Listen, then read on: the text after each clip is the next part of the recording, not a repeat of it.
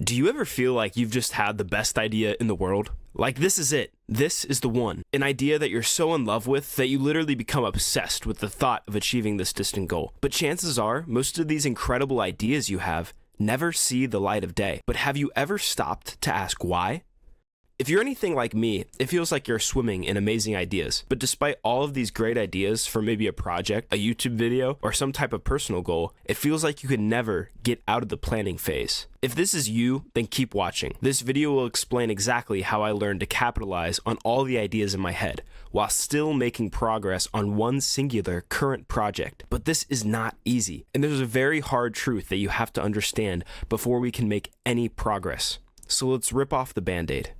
Nobody cares about your idea. Nobody cares about how good it is or how much time you spend planning out every single detail unless you actually do it. That's the harsh reality of being a creative person. It's easy to take pride in your idea, and it's easy to get stuck in your own head, hyper-obsessing over the plan. But why is this an issue? Why is obsessing over an idea keeping you from actually getting anything done?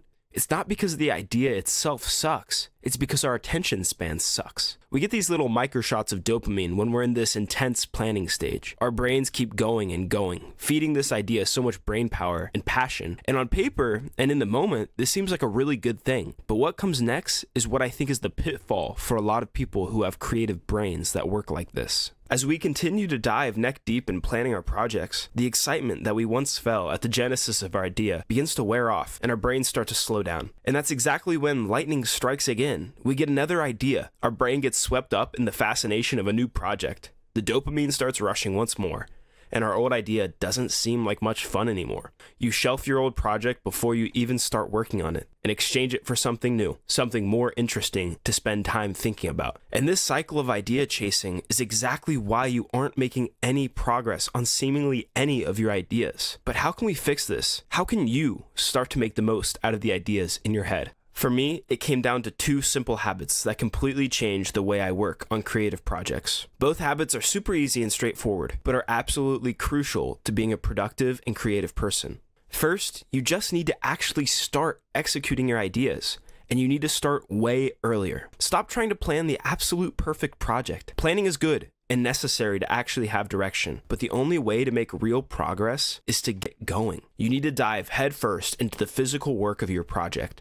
And as weird as it sounds, you need to fail.